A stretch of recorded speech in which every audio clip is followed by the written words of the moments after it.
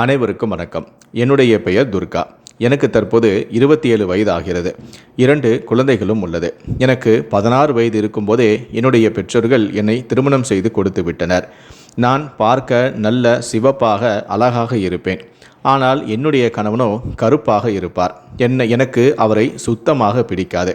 என்னுடைய போதாத காலம், என்னுடைய குடும்பத்துடைய சூழ்நிலை, அவருக்கு நான் வாக்கப்பட்டு விட்டேன். என்னுடைய குடும்ப சூழ்நிலையை அவருக்கு சாதகமாக பயன்படுத்தி கொண்டு என் கணவன் என்னை திருமணம் செய்து கொண்டு என் வாழ்க்கையவே அழித்து விட்டார். நாட்கள் செல்ல செல்ல இந்த விஷயத்தை நான் என் கணவனிடம் ஓப்பனாகவே சொல்லிவிட்டேன். உங்களுடைய நிறத்தாலேயே உங்களை எனக்கு சுத்தமாக பிடிக்கவில்லை. என்னுடைய வாழ்க்கையவே நீங்கள் சீரழித்து விட்டீர்கள். என்னுடைய வறுமையை நீங்கள் உங்களுக்கு சாதகமாக பயன்படுத்தி கொண்டு என்னுடைய வாழ்க்கையை நீங்கள் அழித்து விட்டீர்கள் என நான் அடிக்கடி என் கணவனிடம் சண்டையிடுவதும் வழக்கம். நான் அடிக்கடி அவருடைய நிறத்தை குறித்து அவரை நான் குத்தி காட்டுவதும் உண்டு. என்னுடைய அழகுக்கும் என்னுடைய பேரழகுக்கும் நான் எப்பேற்பட்டவனுக்கு வாக்கப்பட்டு எப்படி வாழ வேண்டியவன் நாள், என்னுடைய வறுமையின் காரணமாக உங்களுக்கு வாக்கப்பட்டு நான் சீரழிந்து கொண்டிருக்கிறேன் என அடிக்கடி நான் அவரிடம் சண்டையிட்டு வந்தேன். ஒரு கட்டத்தில் என்னை நீங்கள் விவாகரத்து செய்து விடுங்கள் என என் கணவனிடம் நான் நேரடியாகவே சொல்லிவிட்டேன். அவரை பார்க்கும் போதெல்லாம் எனக்கு கடுமையான மன உளைச்சலும் ஏற்பட்டது. அதனால் நான் அவருடன் தாம்பத்திய உறவில் கூட ஈடுபடுவதை நிறுத்திவிட்டேன். என் கணவன் என்னை தொட்டு பல வருடங்கள் ஆகிறது. நான் அவரிடம் அடிக்கடி விவாகரத்து கேட்டுக்கொண்டிருந்தாலும் அவர் விவாகரத்து கொடுக்க மனமில்லை. காரணம், நாங்கள் இருவரும் பிரிந்துவிட்டால் குழந்தைகளுடைய எதிர்காலம் பாதிக்கப்படும் என்பதால் அவர் குழந்தைகளுக்காக பொறுத்து என்னுடன் வாழ்ந்து கொண்டு இருக்கிறார். அவர்தான் பொறுத்து என்னுடன் வாழ்ந்தாலும் கூட எனக்கு அவருடன் வாழ சுத்தமாக பிடிக்காததால் நான் தினமும் அவருடன் சண்டையிட்டு கொண்டு தான் இருக்கிறேன். எனக்கு ஒரு கெட்ட பழக்கமும் உண்டு. அதாவது, என் வீட்டில் என்னதான் பாத்ரூம் வசதிகள் இருந்தாலும் கூட கொல்லையில் திறந்த வெளியில் குளிப்பது தான் எனக்கு மிகவும் பிடித்திருக்கும். என் கணவன் வேலைக்கு சென்றதுமே கதவையெல்லாம் தாப்பால் போட்டுவிட்டு நான் கொல்லைக்கு சென்று ஆடை இல்லாமல் நிர்வாணமாக குளித்துவிட்டு வருவதை நான் வழக்கமாக வைத்திருக்கிறேன். அப்படி குளிக்கும் போதெல்லாம் நான் ஹாயாக ஒரு பாடலை பாடிக்கொண்டு குளிப்பதை வழக்கமாக வைத்திருந்தேன். சில நேரங்களில் நான் குளிக்கும்போது டான்ஸும் கூட ஆடுவேன். அப்படிதான் ஒரு நாள் நான் எதேச்சியாக குளித்து கொண்டிருக்கும் போது திடீரென பக்கத்து வீட்டு மாடியில் யாரோ டக்கென்று மறைவதை நான் பார்த்தேன். எனக்கு அதிர்ச்சியாக இருந்தது. யாரோ மாடியில் இருந்து என்னை பார்த்து விட்டார்கள் என்பது எனக்கு தெரிந்துவிட்டது. மறைந்தது யாராக இருக்கும் என்ற சந்தேகமும் எனக்கு வந்தது. அதனால் நான் சுவர் மறைவில் ஒளிந்து கொண்டு மாடியவே கவனித்தேன். மறைந்திருந்த அந்த உருவம் மெதுவாக அப்போது வெளியே வந்தது. நான் குளிக்கும் இடத்தை அது நோட்டமிட்டது. அது வேறு யாரும் அல்ல, பக்கத்து வீட்டில் இருந்த அங்கிள். அவருக்கு வயது சுமார் 45 இருக்கும். நான் மறைந்திருந்தே அவர் என்ன செய்கிறார் என்பதை நானும் கவனித்து கொண்டு இருந்தேன். பாவம், நான் குளிக்கும் இடத்தை ஏக்கமாக பார்த்து கொண்டே இருந்தார். எத்தனை நாட்களாக நான் குளிப்பதை அவர் பார்த்து கொண்டு இருக்கிறாரோ எனக்கு தெரியவில்லை. அவரோ பயந்துதான் 5 நிமிடங்கள் மறைவதும் தோன்றுவதுமாக இருந்தார். நான் சுவருக்கு பின்னால் ஒளிந்து கொண்டு அவர் என்னதான் செய்கிறார் பார்த்துவிட வேண்டுமென நான் ஒரு முடிவோடு அவரையே நான் பார்த்து கொண்டு இருந்தேன். கொஞ்சம் நேரம் தேடியவர் அதன் பிறகு சென்று விட்டார். அப்போதுதான் எனக்கு ஒரு விஷயமே புரிந்தது. அவர் தினமும் நான் குளிப்பதை பார்த்து ரசித்து கொண்டிருக்கிறார் என்று.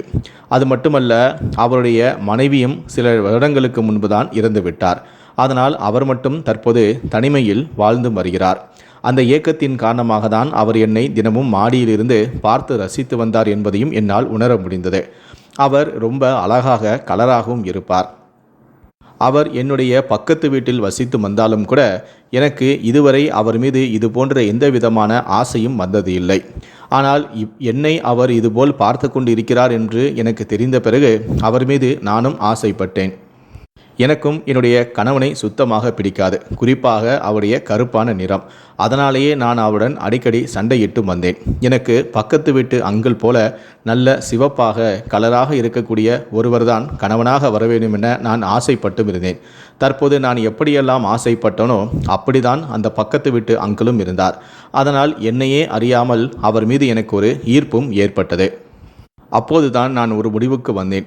இனி பக்கத்து வீட்டு அங்கிளுக்கு நாம் தினமும் தரிசனம் கொடுக்க வேண்டும் என்றும் அவர் மாடியில் நின்று பார்ப்பதை கவனிக்காதது போல நாம் அவருடைய உணர்வுகளை தூண்டிவிட வேண்டும் எனவும் நான் முடிவு செய்தேன். அதன் பிறகு தினமும் நான் எப்போதும் குளிப்பது போல தினமும் நான் குளிக்கவும் ஆரம்பித்தேன். அதே போல பக்கத்து வீட்டு அங்கிள் மாடியில் வந்து நான் குளிப்பதை பார்க்கிறாரா இல்லையா என்பதை ஓரக்கண்ணால் நானும் பார்த்து அதனை நான் உறுதி செய்தும் கொள்வேன். அடிக்கடி அவர் என்னை பார்த்து ரசிக்க வேண்டும் என்பதற்காக நான் என்னுடைய முழு உடம்பையும் அவர் சுதந்திரமாக காணும்படியும் அவர் முன்பு நிற்பேன். நான் அவரை கவனிக்காதது போல நான் குளித்து கொண்டும் இருப்பேன். அவரும் என்னை பார்க்க வேண்டும் என்பதற்காக தினமும் மாடிக்கு வருவதையும் வழக்கமாக்கி கொண்டார். நாட்கள் செல்ல செல்ல எவ்வளவு நாள் தான் நான் இப்படியே அவருக்கு தரிசனம் காட்டுவது, அடுத்த கட்டத்திற்கு செல்ல வேண்டாமா என முடிவு செய்தேன். ஒரு நாள் நான் எப்போதும் குளிப்பது போலவே குளித்து கொண்டிருந்தேன். அவரும் என்னை பார்த்து ரசித்து கொண்டிருந்தார். அப்போது திடீரென நான் அவரை கவனிப்பது போல அவரை நான் கவனித்தேன். நான் திடீரென பார்த்ததுமே அவர் அதிர்ச்சியாகி அவர் மறையக்கூட இல்லை. என்னை பார்த்ததும் அவர் அதிர்ச்சியில் அப்படியே மாடியில் நின்று விட்டார். தப்பிக்க வழியின்றி அவர் என்னிடம் கையும் களவுமாக மாட்டிக்கொண்டார். அப்போது இதனால் அவர் அதிர்ச்சியில் உறைந்து அசைவின்றி அப்படியே நின்றார். நான் அவரிடம் சைகை செய்தேன். நான் இப்போது மாடிக்கு வருகிறேன், நீங்களும் அங்கே நிற்கும்படியும் கூறினேன். அவரும் வேறு வழியன்றி சரி என தலையாட்டினார். அதன் பிறகு நானும் என்னுடைய உடைகளை எல்லாம் அணிந்து கொண்டு எங்களுடைய வீட்டின் மாடிக்கு நான் போனேன். அங்கிள் வீட்டின் மாடியிலிருந்து எங்கள் வீட்டு மாடிக்கு ஈஸியாக வந்து விடலாம். அங்கிள் பக்கத்து வீட்டு மாடியில் நிலை கொள்ளாமல் அங்கும் இங்கும் நடந்து கொண்டிருந்தார். நான் அவரை எங்களுடைய வீட்டு மாடிக்கு வருமாறு நான் அழைத்தேன். அவரும் பதட்டத்துடன் என் அருகில் வந்தார். எத்தனை நாட்களாக இது நடக்கிறது என்று நானும் அதட்டினேன். அவரோ ஒரே ஒரு மாதம்தான், நான் எதேச்சியாக ஒரு நாள் உன்னுடைய வீட்டின் மாடிக்கு வந்தேன். அப்போது நீ குளிப்பதை நான் பார்த்தேன். அதில் நான் மயங்கி விட்டேன். அதன் பிறகு நான் தினமும் ஒரு மாதமாக நான் தினமும் வந்து நீ குளிப்பதை ரசித்து கொண்டிருக்கிறேன் என என்னிடம் சொன்னார். அப்போது நான் கோபப்படுவது போல அதட்டுவது போல, உங்களுடைய வயதுக்கு இது தப்பில்லையா என்று நான் கேட்டேன். அப்போது அவரோ, நான் ஆரம்பத்தில் இது தப்புதான் என்பதை நான் உணர்ந்தேன். ஆனால் உன்னுடைய அழகையும் நீ குளிக்கிறதையும் பார்த்துட்டு என்னால் என்னுடைய உணர்வுகளை அடக்க முடியல என்று சொன்னார். இவர் சொன்னதும் எனக்கே பெருமையாக இருந்தது. சரி யாரும் பார்க்குறதுக்குள்ள என்னோட வாங்க என்று எங்களுடைய வீட்டு மாடி வழியாகவே அவரை என்னுடைய வீட்டுக்கு ஹாலுக்கு அழைத்து வந்தேன். அவரோ பதட்டமாக இருந்தார். அப்போது நானும், பயப்படாதீங்க, சாயங்காலம் தான் என் கணவன் 7 மணிக்கு தான் வீட்டுக்கே வருவார், வேலைக்கு போயிட்டார், அதனால் தைரியமாக இருங்க, பதட்டப்படாதீங்க, நீங்கள் பார்க்குறத நானும் ஒரு மாதமாக பார்த்துக்கிட்டே தான் இருக்கிறேன், நீங்கள் என்னை தினமும் ரசிக்கிறதையும் நான் பார்த்து எனக்குள்ளே ரசிச்சுட்டே தான் இருக்கேன், எனக்கும் உங்கள் மேலே ஆசை இருக்குது, எனக்கும் உங்களை பிடிக்கும் அப்படின்னு ஒரு வார்த்தை தான் சொன்னேன். உடனே அவர் என் மேலே பாஞ்சிட்டார். என்னை அப்படியே சோபாவில் தள்ளி விட்டு என் மேலே அவர் படுத்தார். அவர் தினமும் என்னை பார்த்து ரசிச்சுட்டு இருந்திருக்காரு. அவருடைய மனைவியும் பிரிஞ்சதால் அவர் பல நாட்களாக தன்னுடைய உணர்வுகளையும் கட்டுப்படுத்த முடியாமல் ஏக்கத்தில் இருந்திருக்காரு. நானும் சம்மதம் தெரிவித்ததுமே நேரத்தை வீணடிக்கக்கூடாதுன்னு கடகடன்னு அவருடைய வேலையை ஆரம்பிச்சிட்டாரு. என்னுடைய ட்ரெஸ்ஸை எல்லாம் வேகமாக கலட்ட ஆரம்பித்தார். எனக்கு ஏற்கனவே என் கணவனை பிடிக்காது, குறிப்பாக அவருடைய கருப்பான நிறம். ஆனால் அங்கிளுக்கு 45 வயசானாலும், அதாவது என்னை விட 20 வயசு அதிகமானாலும் அவர் பார்க்க நல்ல சிகப்பாக கலராக அழகாக இருப்பார். அதனால் நான் வயசை பார்க்கல, அவருடைய நிறத்தை தான் நான் பார்த்தேன். எனக்கும் அவரை பிடிச்சிருந்தது. அவரும் அவருடைய மனைவி இல்லாமல் தனிமையில் தான் வாழ்ந்துட்டு வராரு.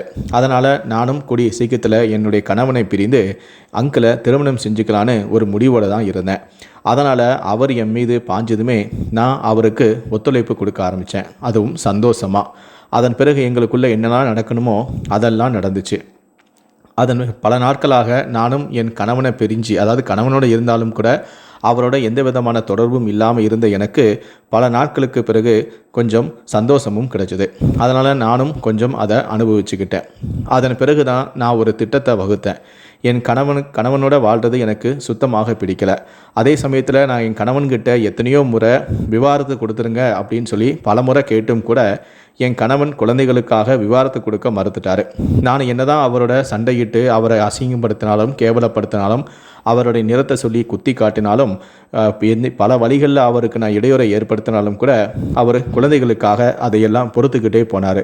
எனக்கும் அவர் கடைசி வரைக்கும் விவாகரத்து கொடுக்கக்கூடாதுங்கிற ஒரு முடிவில் தான் இருந்தார். ஆனால் எனக்கோ நம்ம ஒரு வேறு வாழ்க்கையை அமைச்சிக்கணும் அப்படின்னு சொல்லி நானும் எண்ணத்தில் தான் இருந்தேன். இப்போது பக்கத்து வீட்டு அங்கிளோட எனக்கும் ஒரு தொடர்பு ஏற்பட்டுச்சு. அவரோட நான் தனிமையிலும் இருந்தாச்சு. அவரால் என்னுடைய உடல் தேவையையும் பூர்த்தி செய்ய முடியாத அளவுக்கு அவருடைய உடல் வலிமை இருக்குது அப்படிங்கிறதையும் நான் உறுதி செஞ்சுக்கிட்டேன். அதனால் கூடிய சீக்கிரத்திலேயே என் கணவனை பிரிஞ்சு அவரை நான் திருமணம் செஞ்சுக்கணும்னு முடிவு பண்ணேன். ஆனால் என் கணவன் எனக்கு விவாகரத்து கொடுக்க மாட்டாருங்கிறது தெரிஞ்சதால் நான் அவரை கொலை செய்யணும் அப்படிங்கிற ஒரு முடிவுக்கே வந்துட்டேன். அதுக்கு அங்கிளும் அதற்கு சரின்னு ஒத்துழைக்கணும். அதுக்காக நான் அவரோட அடிக்கடி தனிமையில் இருந்து அவருக்கு என் மீது மோகத்தை அதிகரித்து நான் இல்லாத ஒரு வாழ்க்கையை அவரால் வாழ முடியாது அப்படிங்கிற இடத்துக்கு அவரை கொண்டு வரணும்னு நான் முடிவு பண்ணேன். அதன் பிறகு நான் என் கணவன் வேலைக்கு சென்ற பிறகு அவரை நான் வீட்டுக்கு அழைத்து அவரோட நான் உல்லாசமாக இருக்க ஆரம்பித்தேன். அடிக்கடி அவரை நான் வீட்டுக்கு அழைத்து அவர் எப்படியெல்லாம் தான் மனைவியோடு இருக்கணும்னு ஆசைப்பட்டார் அப்படிங்கிறத கேட்டு அவருக்கு எப்படியெல்லாம் இருக்கணும் பிடிக்கும் அப்படிங்கிறதெல்லாம் தெரிஞ்சுக்கிட்டு அது மாதிரி நான் அவருக்கு ஒத்துழைப்பு கொடுக்க ஆரம்பித்தேன். நாட்கள் செல்ல நான் இல்லாத ஒரு வாழ்க்கையை அவரால் நினச்சி கூட பார்க்க முடியாத அளவுக்கு அந்த அங்கிளை என்னுடைய கட்டுப்பாட்டுகளை கொண்டு வந்துட்டேன். அதன் பிறகு தான் நான் என்னுடைய திட்டத்தையே அவர்கிட்ட சொன்னேன். என்னோட அங்கிளுக்கு எனக்கு என் கணவனை பிடிக்காது அப்படிங்கிறதும், கணவன் கருப்பாக இருக்கிறதால நானும் அவரும் அடிக்கடி சண்டை போட்டு வரோம் அப்படிங்கிற விஷயத்தையும் எதையுமே நான் அவர்கிட்ட சொல்லலை. ஏன்னா அவர்கிட்ட சொன்னால் நான் இதுக்காக தான் அவரோட பழகிறேன் அப்படிங்கிறத அவர் தெரிஞ்சுக்கிட்டு அதுக்கேற்ற மாதிரி அவர் வேறு ஏதாவது ஒரு பிளானை போட்டுறக்கூடாது அப்படிங்கிறதுக்காக என் கணவனுக்கும் எனக்கும் இருக்கக்கூடிய இந்த பிரச்சனையை நான் அவர்கிட்ட ஒரு நாள் கூட சொன்னதும் இல்லை. கொஞ்சம் கொஞ்சமாக அவரை நான் என்னுடைய வழிக்கும் கொண்டு வந்தேன். ஒரு கட்டத்தில் இந்த விஷயம் என் கணவனுக்கு என் மீது சந்தேகம் வந்துட்டு அவர் அடிக்கடி சந்தேகப்பட்டு என்னோட சண்டை போட்டுக்கிட்டு இருக்காரு. எப்படியோ ஒரு நாள் நம்ம விஷயம் அவருக்கு தெரிஞ்சுதுன்னா கண்டிப்பாக நம்மளை பிரிச்சுடுவார், இந்த வீட்டை காலி பண்ணிவிட்டு வேறு ஏதாவது ஒரு வீட்டுக்கு கூட்டிகிட்டு போயிடுவார். அப்படி போயிட்டா நாங்களும் நீயும் இப்போ இந்த மாதிரி சந்தோஷமாக இருக்க முடியாது. நாம் கடைசி வரைக்கும் இப்படியே சந்தோஷமாக இருக்கணும்னா இதுக்கு இடையராக இருக்கக்கூடிய என்னுடைய கணவனை போட்டுத்தள்ள தான் ஒரே வழி அப்படின்னு சொல்லி ஒரு நாள் நானும் அவரும் தனிமையில் இருக்கும்போது அவருடைய காதில் இதை ஊதி வச்சேன். உடனே அவர் உன் கணவனுக்கு நம்ம விஷயம் தெரிஞ்சிச்சுன்னா நம்மளை கண்டிப்பாக அவர் பிரிச்சிடுவார், அதனால் அவரை நாம் முன்னாடியே நம்ம கொன்றலாம், யாருக்கும் எந்த விதமான சந்தேகமும் வராது, நாம் விஷயம் அவருக்கு தெரிஞ்சுதுன்னா அதுக்கப்புறம் பெரிய பிரச்சனை பண்ணுவார், அதுக்கப்புறம் நம்ம அவளை கொலை பண்ணோம்னா நாம் தான் கொலை செஞ்சோம் அப்படின்னு நாமளும் போலீஸ்கிட்ட மாட்டிப்போம், அதனால் நம்ம விஷயம் அவருக்கு தெரியறதுக்கு முன்னாடியே அவருடைய கதையை முடிச்சிடலாம் அப்படின்னு சொல்லிட்டு பக்கத்து வீட்டு அங்கிளும் என்னுடைய கணவனை கொலை செய்ய ஓகே சொல்லிட்டாரு. எனக்கும் ரொம்ப சந்தோஷமாக இருந்துச்சு. பல நாட்களாக நான் எப்படிப்பட்ட ஒரு வாழ்க்கையை வாழணும்னு ஆசைப்பட்டனோ அதுக்கான ஒரு வழி பிறந்துருச்சுன்னு நானும் சந்தோஷப்பட்டேன். அதன் பிறகு நாம் எப்படி அவரை கொலை செய்யலாம் அப்படின்னு சொல்லி நானும் அங்கிளும் திட்டமிட்டோம். அப்போ தான் அங்கிள் சொன்னார், நான் என்னுடைய ஃப்ரெண்டு ஒருத்தனை நான் செட் பண்ணிக்கிறேன், அவனுக்கு ஏதாவது அவனுக்கு பண தேவை, யாருக்கு பணம் தேவைப்படுதோ அவனுக்கு நான் பணம் கொடுக்குறேன்னு சொல்லிட்டு நம்ம திட்டத்துக்குள்ளே அவனையும் நான் சேர்த்துக்கிறேன். நைட்டு உன்னுடைய கணவனுக்கு நைட்டு உன் கணவன் தூங்கின பிறகு நானும் என்னுடைய ஃப்ரெண்டும் உன்னுடைய வீட்டுக்கு வரோம், நீ மாடி கதவை திறந்து வை, நாங்கள் வீட்டுக்குள்ளே உன்னுடைய கணவனை கொலை செஞ்சுட்டு அவனை சரமாரியாக அடித்து கொலை செஞ்சிடறோம். அதன் பிறகு வீட்டில் கொள்ளை நடந்தது போல் ஒரு செட்டப் பண்ணுறோம், நீயும் கத்தி கதறி கூச்சலிட்டு கொள்ளையர்கள் திடீரென உன்னையும் உன்னுடைய கணவனையும் அடித்து போட்டுட்டு வீட்டில் இருந்த நகைகளெல்லாம் கொள்ளையடிச்சிட்டு போயிட்டாங்கன்னு சொல்லி ஒரு நாடகமாடு. அதன் பிறகு அப்படி இப்படின்னு போலீஸார் இதை கொள்ளையர்களை கண்டுபிடிக்கிற சாக்கில் இந்த கொஞ்ச நாள் தேடுவாங்க. அதன் பிறகு இந்த கேஸையும் கிடப்பில் போட்டுருவாங்க. அதன் பிறகு நீ நானும் கல்யாணம் பண்ணி சந்தோஷமாக வாழலாம் அப்படின்னு சொல்லி ஒரு கொள்ளை சம்பவத்தில் என்னுடைய கணவனை கொலை செய்கிறதுக்காக நாங்கள் திட்டமிட்டோம். அதைப்படி நானும் சரின்னு சொல்லிட்டு சம்பவத்தன்று எங்களுடைய திட்டத்தை அரங்கேற்ற நாங்கள் தீர்மானித்தோம். அவருடைய அங்கிளும் அவருடைய நண்பரை கூட்டு சேர்ந்துக்கிட்டார். சம்பவத்தன்று நாங்கள் திட்டத்தின்படியே நான் மாடி கதவை திறந்து வச்சுருந்தேன். நள்ளிரவு ஒரு 1 மணி அளவில் அங்கிளும் அவருடைய நண்பரும் என்னுடைய வீட்டுக்குள்ளே வந்தாங்க. என் கணவன் நல்லா அசந்து தூங்கிட்டு இருந்தார். அப்போ ஒரு கூர்மையான ஒரு ஆயுதத்தால் ஓங்கி என் கணவனின் தலையில் ஒரே ஒரு அடி தான் ஓங்கி அடித்தார். அந்த ஒரு அடியிலேயே என் கணவன் சுருண்டு துடிதுடித்து பரிதாபமாக இறந்துட்டார். என் கணவன் இறந்துட்டார் அப்படிங்கிறத நாங்கள் உறுதி செஞ்சிட்டோம். அதன் பிறகு எப்படி மக்களையும் போலீஸாரையும் நம்ப வைக்கலாம் அப்படின்னு சொல்லி யோசித்தோம். அப்போ தான் என்ன ஒரு பக்கத்து அறையில் கொண்டு போய் 2 பேரும் கை கால்களை கட்டி வாயில் துணியை திணிச்சிட்டு வீட்டில் இருந்த நகைகளை எல்லாம் கொள்ளையடிச்சிட்டு போன மாதிரி ஒரு பிளான் பண்ணோம். அதே மாதிரி என்னை கொண்டு பக்கத்து அறையில் போட்டு ரொம்ப டைட்டாக கெட்டாமல் மெதுவாக கை கெட்டெல்லாம் அவுக்கிற அளவுக்கு கொஞ்சம் மெதுவாகவே கெட்டி விட்டுட்டு வீட்டெல்லாம் பூட்டிட்டு நைஸாக அங்கேருந்து எஸ்கேப் ஆகி போயிட்டாங்க. அதன் பிறகு நான் எல்லோரும் போனதை உறுதி செஞ்சுக்கிட்டு நான் கத்தி கூச்சலிட்டேன், காப்பாற்றுங்க காப்பாற்றுங்க காப்பாற்றுங்க அப்படின்னு சொல்லி கத்தி கூச்சலிட்டேன். அதுக்கப்புறம் அக்கம் பக்கத்தில் உள்ளவங்களாம் ஓடி வந்து கதவை உடைச்சிட்டு உள்ளே வந்தாங்க. அப்போ நான் என்னோட இன்னொரு அறையில் வச்சு என்னை பூட்டியிருந்தாங்கல்ல, அந்த கதவையும் வந்து திறந்து விட்டாங்க. அப்போ தான் நான் வந்து எல்லார்கிட்டையும் சொன்னேன், கொள்ளையர்கள் வந்தாங்க, என்ன ஒரு அறையில் வச்சு பூட்டினாங்க, என் கணவனை வேறு ஒரு அறையில் வச்சு பூட்டினாங்க, அவர் இப்போ எங்கே இருக்காருன்னு தெரியலையே அப்படின்னு சொல்லி மற்றொரு அறைக்கு அவங்க எல்லாத்தையும் கூட்டிகிட்டு போனேன். அங்கே போனதுமே என் கணவன் வந்து இறந்து கிடந்ததை பார்த்து நான் கதறி அழுது கூச்சலிட்டு துடித்தேன். என்னுடைய நடிப்பை பார்த்து எல்லாருமே வந்து உண்மைன்னு நம்பிட்டாங்க. அதன் பிறகு இந்த கொள்ளை சம்பவத்தால் ஒரு கொலை நடந்திருக்கு அப்படிங்கிற விஷயத்த போலீஸாருக்கு தெரியப்படுத்தினாங்க. போலீஸாரும் உடனடியாக வீட்டுக்கு வந்தாங்க. என்னுடைய காதலனும் அவருடைய நண்பரும் கொள்ளை நடந்தது போல் அலமாரியில் இருந்த துணிகள் எல்லாத்தையும் வீடு முழுவதும் சிதறடிச்சுக்கிட்டு கொள்ளை நடந்தது போல் ஒரு செட்டப் செஞ்சுட்டு தான் போயிருந்தாங்க. போலீஸாரும் வீட்டுக்கு வந்ததுமே என்ன நடந்துச்சு ஏது நடந்துச்சுன்னு கேட்டாங்க. அப்போது ரெண்டு கொள்ளையர்கள் வந்தாங்க. அப்போது கத்தி உள்ளிட்ட பல ஆயுதங்களை வச்சுருந்தாங்க. கத்தனைனா உன் புருஷனை கொண்டுடுவோம் அப்படின்னு சொல்லி என்னை மிரட்டினாங்க. என்ன இந்த அறைக்குள்ளே கூட்டிகிட்டு போனாங்க, பீரோலாம் திறக்க சொன்னாங்க. நானும் திறந்தேன். அப்புறம் என்னை வந்து கை கால்களெல்லாம் கெட்டி போட்டுட்டு வீட்டில் இருந்த நகை 3 லட்ச ரூபாய் நகையும் ஒரு 1 லட்ச ரூபா பணத்தையும் கொள்ளையடிச்சிட்டு போயிட்டாங்க அப்படின்னு சொன்னேன். என்னுடைய கணவனை பக்கத்து அறையில் கொண்டு போய் பூட்டி வச்சுட்டாங்க. என்ன வேறு ஒரு அறையில் வந்து பூட்டி வச்சுருந்தாங்க. அதன் பிறகு நான் எப்படியோ கஷ்டப்பட்டு கெட்டியிருந்த கயிறெல்லாம் அவுத்து கத்தி கூச்சலிட்டு தான் அக்கம் பக்கத்தில் உள்ளவங்களெல்லாம் நான் உதவிக்கு கூப்பிட்டேன். அவங்க வந்து தான் என்னை வந்து ஹெல்ப் பண்ணி இந்த வீட்டு டோர் கதவெல்லாம் திறந்து விட்டு என்னையும் காப்பாற்றினாங்க. வெளியே வந்து பார்த்தா என் புருஷன் வந்து இப்படி ஒரு நிலைமையில் இருக்கிறாரு அப்படின்னு சொல்லி நானும் போலீஸார்கிட்ட சொன்னேன். என்னதான் இது போலீஸார்கள்கிட்ட நான் சொன்ன விஷயத்தை கூட மற்றவங்க நம்மளாலும் இதை போலீஸார்கள் நம்பலை. காரணம், போலீஸார் வந்து உண்மையிலேயே கொள்ளை நடந்த பல வீடுகளுக்கெல்லாம் போயிருப்பாங்க. அப்போ உண்மையிலேயே ஒரு கொள்ளை நடந்தால் அந்த வீடு எப்படி இருக்குங்கிறது போலீஸாருக்கு தெரியும். எங்கள் வீட்டுக்கு வந்ததுமே இது கொள்ளை நடந்தது இல்லை, இது வந்து செட்டப் செஞ்ச விஷயந்தான் அப்படிங்கிறத போலீஸார்களுக்கு சந்தேகம் வந்துச்சு. அது மட்டும் இல்லை, தடய நிபுணர்கள் எல்லாம் வர வச்சு அவங்க எல்லாருமே வந்து கைரேகை எல்லாமே எடுத்துகிட்டு அவங்களும் இதே விஷயத்தை தான் போலீஸார்கிட்ட சொல்லியிருக்காங்க. இதை பார்த்தா கொள்ளை நடந்த மாதிரி தெரியல, இவங்களே ஏதோ பண்ண மாதிரி தெரியுது. அதனால் இந்த பொண்ணு காணாமல் போனதாக சொன்ன நகைகளை கூட வீட்டில் தான் இருக்க வாய்ப்பு இருக்குது. இந்த பொண்ணு தான் எங்கேயோ ஒழிச்சு வச்சுருக்கோம், வீடு ஃபுல்லாக நீங்கள் சோதனை பண்ணிங்கன்னா கண்டிப்பாக அந்த நகையும் எல்லாமே கிடைக்கும் அப்படின்னு சொல்லிட்டு அந்த தடை நிபுணர்கள் சொல்ல உடனே போலீஸாரும் அதற்கான வேலைகளை ஆரம்பித்தாங்க. வீடு முழுவதும் தேட ஆரம்பித்தாங்க. அப்படி தேட ஆரம்பித்ததுமே நான் ஒழிச்சு வச்சுருந்த நகையையும் பணத்தையும் போலீஸார் கண்டுபிடிச்சிட்டாங்க. என்னம்மா இது காணாமல் போயிடுச்சின்னு சொன்னேன், நகையெல்லாம் திருடு போயிடுச்சின்னு சொன்னேன், பணத்தை கொள்ளையடிச்சிட்டாங்க சொன்னேன், எந்த நகை பணையெல்லாம் இங்கேயே வந்துச்சு, இங்கே யார் வச்சா அப்படின்னு சொல்லி எங்கிட்ட கிடுக்குப்படி விசாரணை மேற்கொண்டாங்க. அதன் பிறகு போலீஸார் வந்து எங்கள் பகுதியில் இருந்த சிசிடிவி காட்சிகளெல்லாம் கைப்பற்றி ஆய்வு செஞ்சாங்க. அப்போ பார்க்கும்போது என்னுடைய வீட்டிலிருந்து யாருமே வெளியும் போகலை, என்னுடைய வீட்டுக்கு யாரும் வரவே இல்லை. வீட்டுக்குள்ளே யாரும் வரலை, யாரும் போகல. அப்படின்னா யாரோ ஒரு 2 கொள்ளையர்கள் வந்தாங்க, உன் கணவனை அடித்து கொன்னாங்க அப்படின்னு சொன்னதெல்லாம் யார், அந்த 2 பேர் யார்? ஒருவேளை நீயே வந்து உன்னுடைய கணவனை அடித்து கொலை செஞ்சுட்டு கொள்ளை நாடகம் அரங்கேற்றினாலும் கூட உன்னை கட்டி போட்டது யார், உன் வாயில் துணியை திணிச்சது யார் அப்படின்னு கிடுக்குப்பிடி கேள்வியில் கேட்க ஆரம்பித்தாங்க. ஒரு கட்டத்தில் என்னுடைய செல்ஃபோனெல்லாம் கைப்பற்றி போலீஸார் ஆய்வு செஞ்ச போது நான் அடிக்கடி பக்கத்து வீட்டு அங்கிளோட பேசிய விஷயத்தையும் கண்டுபிடிச்சாங்க. சம்பவத்தன்று கூட நான் அவருக்கு ஃபோன் பண்ணி என்னுடைய வீட்டுக்கு அழைத்ததையும் போலீஸார் கண்டுபிடிச்சிட்டாங்க. அதன் பிறகு அங்கிளையும் போலீஸார் கைது செஞ்சு தங்களுடைய பாணியில் 2 பேர்கிட்டையும் கிடுக்குப்படி விசாரணை மேற்கொள்ள வேறு வழி இல்லாமல் நாங்கள் 2 பேருமே எங்களுடைய குற்றத்தையும் ஒத்துக்கிட்டோம். அதன் பிறகு என்னுடைய இன்னொரு புறம் ஏற்கனவே வந்து என் கணவனின் உறவினர்கள்கிட்ட இது குறித்து போலீஸார் வந்து விசாரிக்கும் போது அவங்க இந்த ஒரு விஷயத்த சொல்லியிருந்தாங்க.